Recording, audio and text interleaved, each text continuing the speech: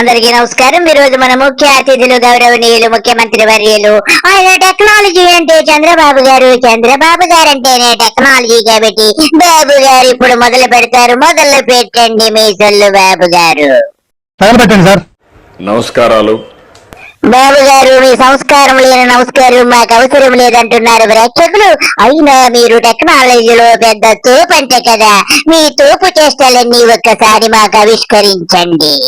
Technology మాట్లాడా, అందరూ నన్ను 420 కూడా అన్నారు. బాబు గారు, మీ గురించి మీరు చెబుతుంటే నాకు ఎంతో ఆనందంగా ఉంటుంది. మీరు 420 ఏంటి బాబు గారు? 420 + 420 840 బాబు గారు. మీరు ఎంత గొప్పవారు బాబు గారు. మీ గురించి మీరు చెబుతుంటే నాకు ఎంతో ఆనందముగా ఉంటుంది. 840 గారు. పనికిరానోడు అన్నారు.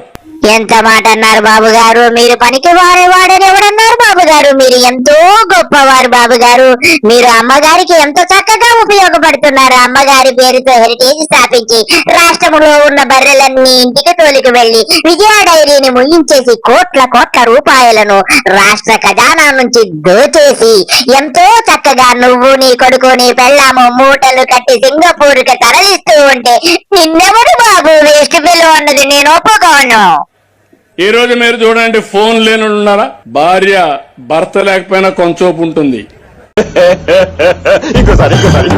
భార్య భర్త లేకపోయినా కొంచెంసేపు ఉంటుంది. తెలుగు రాదు, ఇంగ్లీష్ రాదు, సన్నాసి అథవా. నిజమే నారాయణ గారు. ఏమన్నాడో విన్నారా? కొంచెంసేపు ఉంటుందంట భర్త లేకపోయినా కానీ. కొంచెంసేపు ఉంచటం ఏంటిలా? నీకు ఇంగ్లీష్ రాదు, తెలుగు రాదు, హిందీ రాదు. యాదవా నీ బతుకొచ్చాడా? భర్త భార్య లేకపోయినా కాసేపు ఉంటుంది. భర్త భార్య లేకపోయినా కాసేపు ఉంటుంది. బాబు గారికి మధ్య ప్రేమించింది. భర్త భార్య లేకపోయినా కాసేపు ఉంటుందంట. అదేంటో భర్త భార్య లేకపోయినా కాసేపు ఎందుకుంటాది రా? పుంలింగము, స్త్రీలింగము, ఏ లింగము తెలియకుండా మమ్మల్ని ఎందుకు రా దొబ్బుతున్నావు? కొడుకు తండ్రి దగ్గర రాకుండా ఉంటాడు, కానీ సెల్ ఫోన్ మాత్రం అందరికి కావాలా. చంద్రబాబు గారు ఏమన్నారు? సెల్ ఫోన్ లేకపోతే ఉండలేకపోతున్నారా? సెల్ ఫోన్ నువ్వు కనిపెట్టావా? నీ అమ్మ మొగుడు కనిపెట్టాడు? ఎవడు కనిపెట్టాడు? కర్దూరం నాయుడు గారు కనిపెట్టాడా?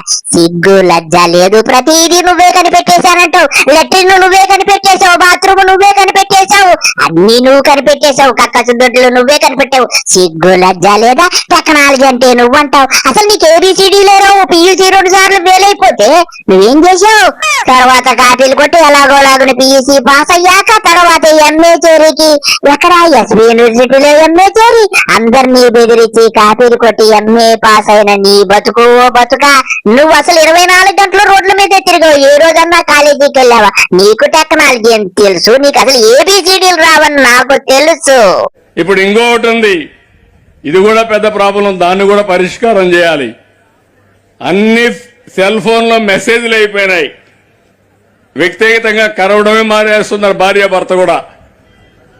ప్రతి ఒక్కరు బిజీగా ఉన్నారు, ఫోన్ పెట్టుకొని తిరుగుతా ఉంటారు. ఇలాంటి సమస్యలు కూడా వస్తున్నాయి.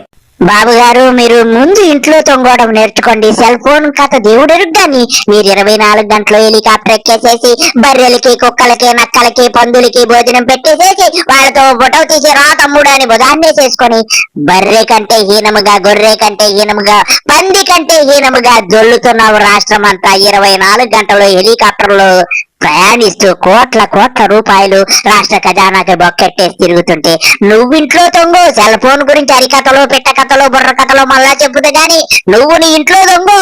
ఫస్ట్ నీ ఇంట్లో నీ బెల్లం మొక్కం చూస్తావు. నువ్వు ఇంట్లో తొంగుంటే రాష్ట్ర ప్రజలందరూ కూడా చక్కగా సెల్ ఫోన్ వాడటం కూడా మర్చిపోతారయ్యా. బాబు గారు, ఇక మీరు హైదరాబాద్ బిర్యానీని ఎలా ప్రమోట్ చేశారు? మీ గొప్పలు చెప్పుకోండి. మీ సొల్లు కబుర్లు వినడానికి సిద్ధముగా ఉన్నాము. హైదరాబాద్ బిర్యానీని కూడా ప్రమోట్ చేశాం. ప్రపంచం మొత్తం హైదరాబాద్ బిర్యానీ అంటే దానికి ఒక ఛాంప్ క్రియేట్ చేసే పరిస్థితికి వచ్చామంటే కాఫీ నేనే ప్రమోట్ చేశాను, వచ్చిన వాళ్ళందరికి ఇచ్చాను.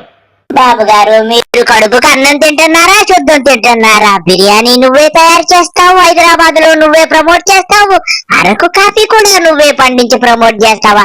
మనిషి జన్మ కాదా బాబు గారు? మీది నాకు అర్థం కావడం లేదు. ఇకపోతే చింతకాయ గాడొచ్చాడు. చింతకాయ గాడు ఈ మధ్య గోవా వెళ్ళాడట.